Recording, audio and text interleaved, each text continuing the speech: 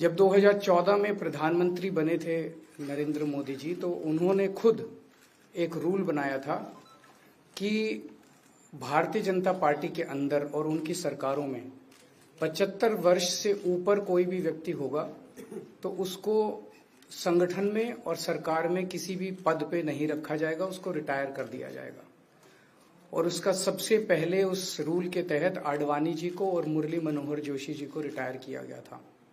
और उसके बाद तमाम यशवंत सिन्हा जी, सुमित्रा महाजन जी, कई लोगों को यहाँ टिकट नहीं मिली, कई लोग जो पद पे बैठे हुए थे उनको पद से इस्तीफा दिलवा के उनको हटाया गया, ऐसे कई सारे लोग हैं।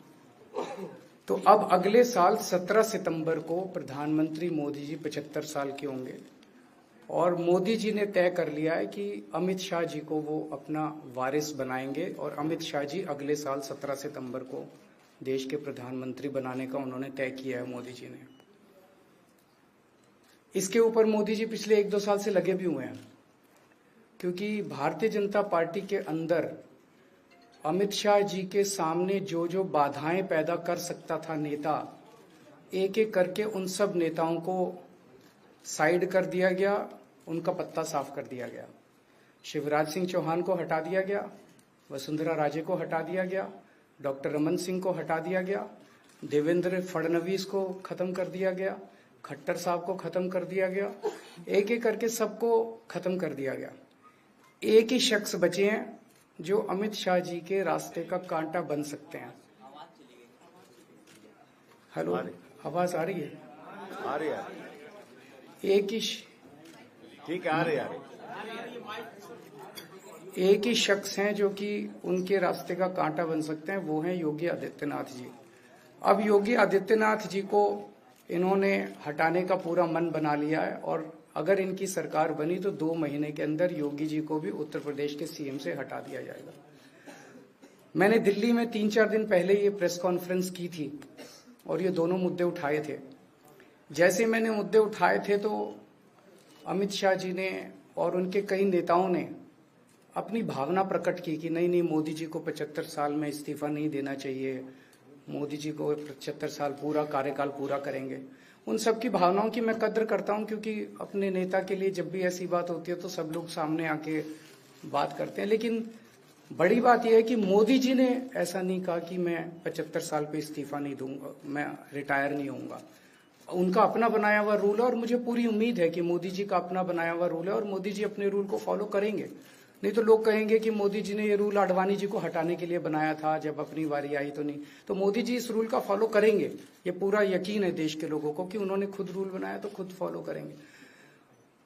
दूसरी बड़ी बात जो हुई कि जब मैंने कहा कि योगी आदित्यनाथ जी को 2 महीने में हटा दिया जाएगा, इस पे अभी तक भाजपा के किसी नेता की टिप्पणी नहीं आई है।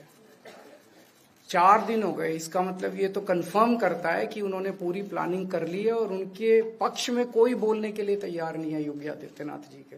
तो उनका हटना अब लगभग तय है कि योगी आदित्यनाथ जी को उत्तर प्रदेश के सीएम पद से हटाया जाएगा। दूसरी चीज, मैं उत्तर प्रदेश के सभी मतदाताओं को कहना चाहता हूं कि पिछले 4-5 महीने से इन्होंने शोर मचा रखा है, 400 पार 400 पार 400। क्यों? कहते हैं नहीं मोदी जी कुछ बड़ा काम करना चाहते हैं। तो लोगों ने खोद खोद के पूछा, भाई क्या बड़ा काम करना चाहते हैं, कुछ बताओ तो सही।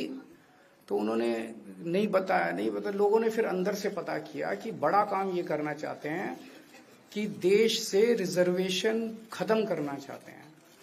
हम जानते हैं कि इनका जो पूरा इकोसिस्टम है, आरएसएस, बीजेपी, शुरू से ये लोग रिजर्वेशन के खिलाफ रहे हैं। इनकी पूरी की पूरी मानसिकता रिजर्वेशन के खिलाफ रही है। तो मैं सभी लोगों को ये आगाह करना चाहता हूं कि ये बड़ा काम इनको 400 पार इसीलिए चाहिए क्योंकि ये रिजर्वेशन खत्म करना चाहते हैं। संविधान को, बाबा साहब अम्बेडकर ने जो संविधान बनाया था, उस संविधान को ये तार तार करना चाहते हैं। पूरे देश भर से अब जो ट्रेंड आ रहे हैं, वो ट्रेंड ये दिखाते हैं कि भारतीय जनता पार्टी को 250 से भी नीचे, मेरे हिसाब से 220 के आसपास, 3-4 दिन पहले भी मैंने कहा था, 220 से कम सीटें इनकी आती हुई नजर आ रही हैं। आप हिसाब लगा लीजिए। मैं हरियाणा होके आ रहा हूं कल परसों। हरियाणा में इनकी बहुत कम हो रही हैं, दिल्ली में इनकी बहुत कम हो रही हैं, पंजाब में मुझे नहीं लगता इनकी कोई सीट आ रही है, कर्नाटक में इनकी काफी कम हो रही हैं, महाराष्ट्र में इनकी बहुत कम हो रही हैं, बंगाल में इनकी कम हो रही हैं, यूपी में इनकी कम हो रही हैं, बिहार में इनकी कम हो रही हैं, झारखंड में इनकी कम हो रही हैं, राजस्थान में इनकी कम हो रही हैं। तो इनकी सीटें आ कहाँ रही हैं? तो इनकी 220 के नीचे सीट आ रही हैं। इनकी सरकार बीजेपी की सरकार नहीं बन रही है, इंडिया गठबंधन की सरकार बनेगी और इंडिया गठबंधन की सरकार जो है वो देश को एक प्रगति के रास्ते के ऊपर लेके जाएगी। इस तरह से जो पूरे देश के अंदर एक नेगेटिविटी इन लोगों ने फैलाई है उसको हम लोग ठीक करेंगे।